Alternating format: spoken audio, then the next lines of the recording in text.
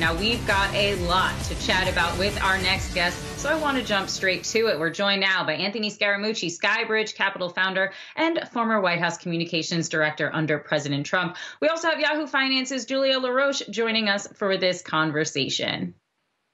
Thanks so much, Kristin. And Anthony, welcome. Always great to have you back. And I know you have some news to share that's going to be New York City related and SALT conference related. So what is it?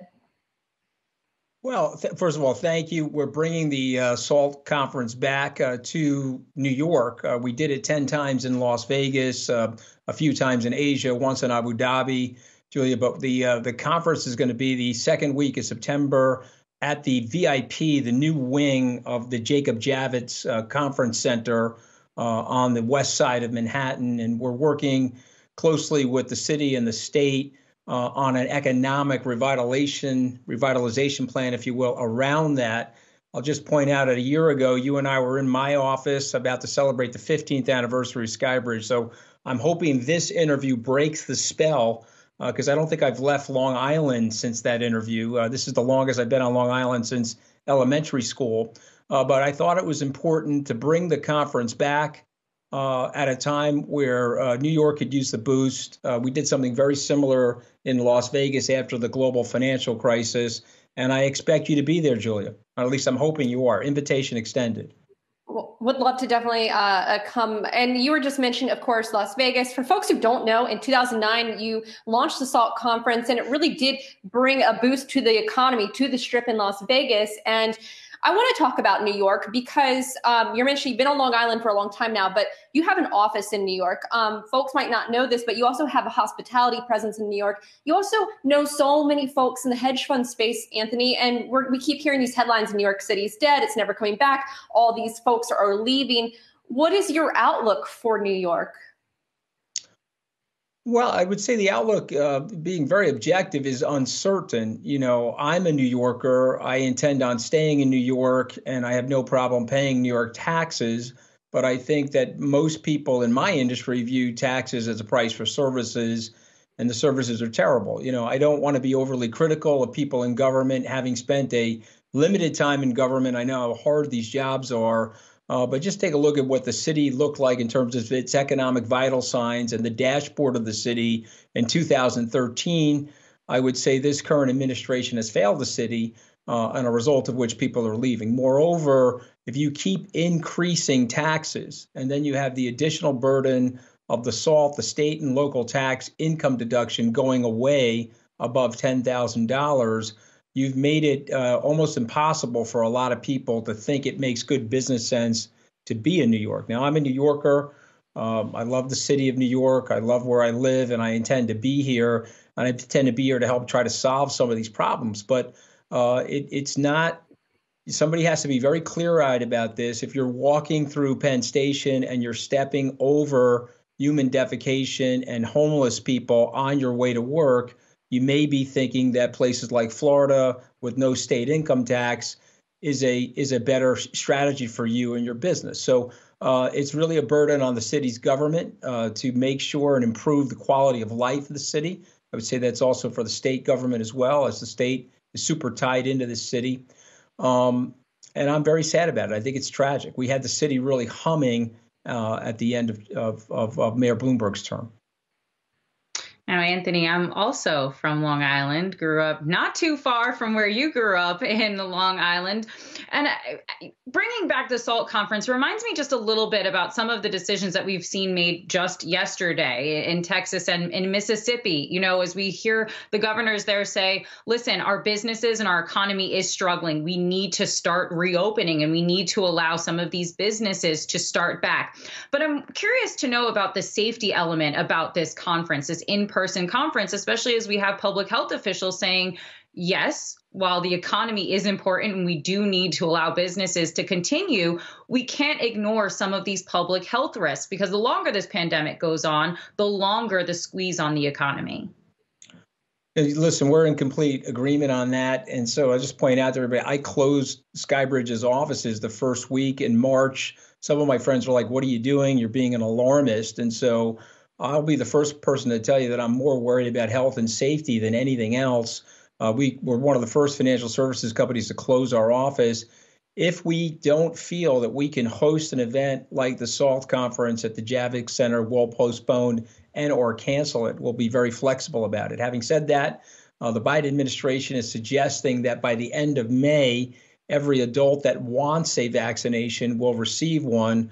And of course, we'll have ample testing upon entry to the SALT conference, temperature testing, PCR testing, and people, of course, that are vaccinated, I think should feel safe being in a venue like that. But we will observe all of the state, city, and federal protocols to make sure people feel safe. As it relates to Texas and other states, I'm not an epidemiologist, but I'm smart enough to yield to the experts, and it just does seem a little bit premature. I recognize, Julia's mentioning, I own a restaurant in the city. It has been closed for a year. We have suffered losses as a result of that closing, and some jobs have been lost. Having said that, I don't want people to be unsafe. And so I just worry that these things have become political statements, and we've politicized this thing. We've made a scientific decision based on left and right standing as opposed to what is right or wrong for the public. So I don't like the decision, frankly, but I'm not an epidemiologist, but I would yield to epidemiologists, and I think you'll find that they don't like those decisions either. They seem reckless and they seem cavalier, but they also seem politicized, like, hey, it's us against them, and it's the mask wearers versus the non-mask wearers. So I have elderly parents, and I would prefer them not to get COVID-19. We can get the virus under control and could have had it under control last year had we had a unified approach to this thing and had much stronger leadership around the science. Well, Anthony, speaking of politics, I do want to kind of get your take, because you're talking about the kind of lack of leadership in New York City specifically. I'm wondering what you're thinking of in terms of the mayoral election. Also thinking about, the state politics, and would you yourself ever consider running for some sort of office, whether on a state or local level? Well, I'm sitting here at home, Julia. You don't want me castrated. So, my wife would probably kill me if I did that. As I said to you one time jokingly, I'm running for re-election in my marriage. I had a very rough time in the world of politics. They drag your family through the mud. Obviously, I shared my opinions about Donald Trump. Those came with death threats to my family members. So even with all that, I wouldn't necessarily rule it out. But I'm a Republican. This seems like a one-party state. Let me rephrase that. I used to be a Republican. I'm not sure if I'm a Republican anymore, given the way the Republicans are acting, but I'm a center-right business pragmatist, and I'm socially agnostic as a person. I'm not sure my political views fit anywhere. So if they did, would I consider something? Sure, I'm open-minded. I'd have to get Deirdre over the fence doing something. But I think it's unlikely, given what goes on. I mean, you're not bringing up Andrew Cuomo, but I'm going to bring him up. He's a friend of mine. He's in turmoil now. I guess you're not allowed to say positive things about him because he's in turmoil, and you get canceled if you say something positive about him. But I'm going to say something positive about him. He's held the line on taxes, and he's a business-minded guy, and he's being undermined by people on the radical left side of his party. And I'm not saying what he did was right or wrong. Let's let the investigation find its way to the truth. And it's clearly if he did something wrong, then there are consequences. But at the end of the day, if we're just going to have progressive people that do not care about business or threaten business people or feel that business people are not trustworthy, you're going to lose the mantle and standing of this city. And this is something that the city's had for 150 plus years. It is the capital of so many different things. And I think it's just unfortunate that we have these strategies in place. If you look at places like San Francisco or New York, progressive left-leaning strategies with no focus on common sense business ideas or any way to motivate and support business are a disaster. You have a Democratic leader in Miami. I'm going to be interviewing him on Salt Talks later this week. Mayor Suarez, he's about helping business. This city is not about helping business, and it's sad to watch. All right. I thought that Mayor Suarez was actually a Republican, but Anthony, do not go anywhere. Okay, Yeah, I he's a stand corrected. Republican, I thought he was a actually. Democrat. I thought he was a Democrat because I'm watching all of his social issues. I thought he was a Democrat. All right, well, you know better than me. No, See that? he is I don't a think they member of really, the it's not really a Republican party office. What's that? Well, he is a, I do know he is a registered Republican, but we are going to continue this conversation. We have so much more to get into. Welcome back to Yahoo Finance Live. Let's keep this conversation going with SkyBridge Capital's Anthony Scaramucci and Yahoo Finance's Julia LaRoche, which we had started a little bit before the break. So, Anthony, we started talking a little bit about politics, and of course, you were mentioning the radical left. And I want to talk actually a little bit about the Republican Party and what you see going on there. Of course, as we have the rise of Trumpism, we had CPAC just recently. He seemed to indicate that he would run again. I'm wondering that if he does, do you think that he'll be the presumptive nominee for the Republican Party?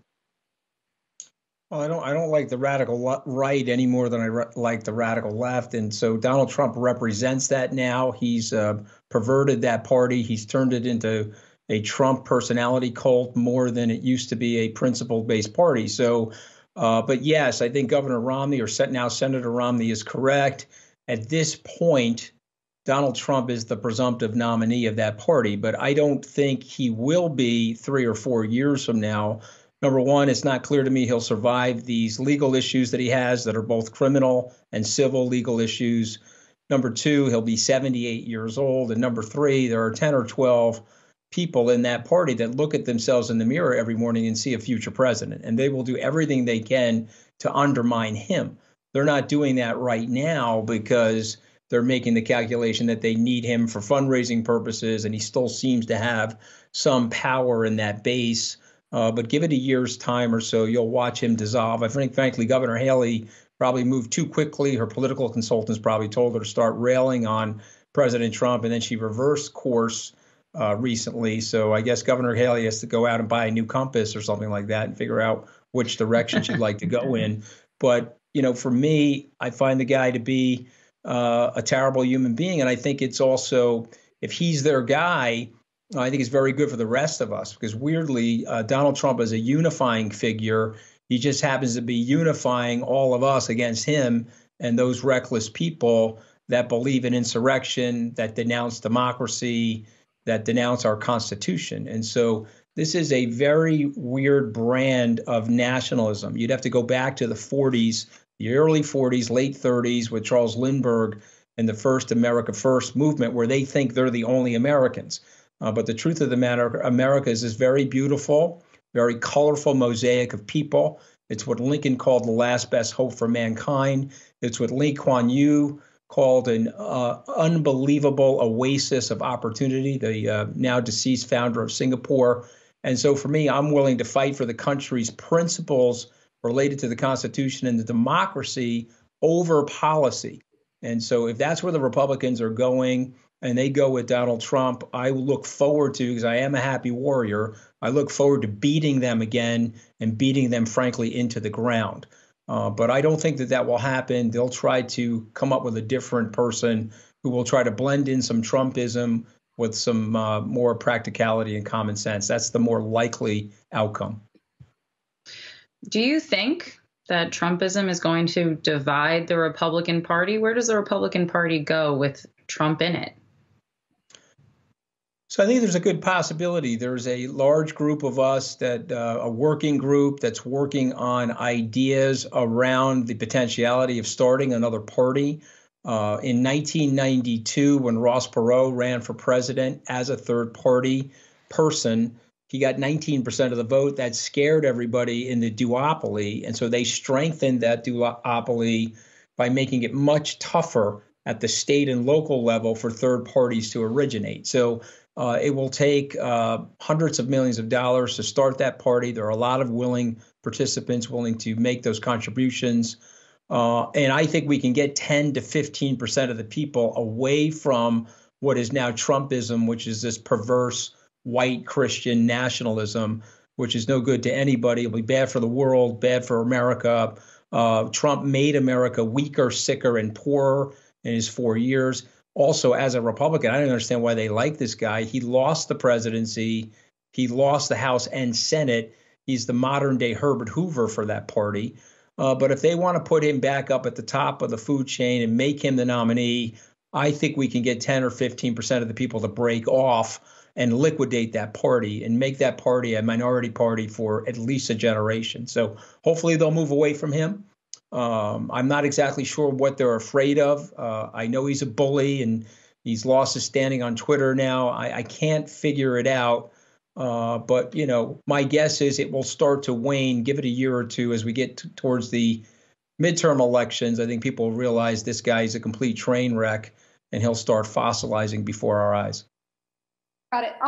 Anthony, I do want to kind of turn back to New York. I should have mentioned you run a fund of funds. You know a lot of folks who are in the ultra high net worth category. So I do want to ask about policies and, you know, some things like proposals that are floating around now. For example, Senator Elizabeth Warren and a proposal for an ultra millionaire, a tax on the richest Americans. What do you make of the policy suggestions and what could be some of the consequences in places like New York?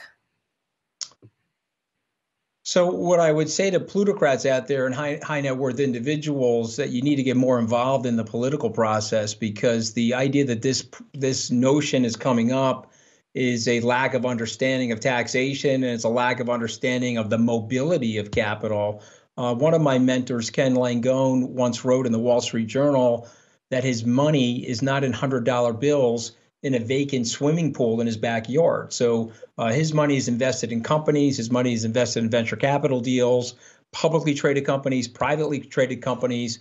And so when you go to do that, that sort of confiscation, if you will alter the behavior of people that are using their capital to create opportunity and aspiration for the American people. So I don't know where she's going with that. I would love to debate her on that. Of course, she would never debate somebody like me because I'll come to the game with common sense and practicality, and she'll come to the game with this nonsense that we need to rail on rich people, that they seem to be the scapegoat for everybody's problem. So I was once poor. I don't want to say poor. I don't want to dishonor my dad by saying I was poor. I was once middle class, and I understand the struggle, and we have to make policies that are better for those people. So I would encourage my wealthy friends to stop being apathetic about politics, get involved. Let me frame it for you this way, Julia. If you live in New York like I do, you're a minority partner in your own life at the upper income. Because if a dollar comes in from my hard work, I've got to give about 55 cents of it away. Mayor de Blasio, Governor Cuomo, and President Biden are my joint venture partners, and they happen to be the majority partners of my life. I'm a minority partner in terms of what I'm allowed to keep. So shouldn't I get involved in the hiring decisions and the policy decisions of what these people are doing? So I think it's a mistake. People think, oh, let me just migrate to a low-tax state. Well, you migrate enough people to a low-tax state, you're going to get a lot of blue people in that state, and those states are going to become high-tax states. So at the end of the day, this is a simplistic idea. It will be an abysmal failure for the country. It'll throw the country back into the Stone Age. But it's a jingoistic, clever idea for people that don't have money. They say, oh, yeah, let's tax those people. But remember, it's like the butterfly effect. You'll start to unwind levels of the economy that you really don't want to do. And you can just look to places where they've tried this before. It's been an abysmal failure. All right, Senator Elizabeth Warren, the gauntlet has been thrown for a debate. Yeah, Anthony Scaramucci, SkyBridge Capital Founder. Zero. We're going to see. We're going to see. Anthony Scaramucci. 0.0. You know, but anybody that wants to debate me on Yahoo Finance Live or any place about a wealth tax, please, I'd love to have them. They can pick the moderator too, guys, okay? No problem for me. All right, we got to go, guys. Yahoo Finance's Julia Roche, Anthony Scaramucci, thank you both so much for joining us today.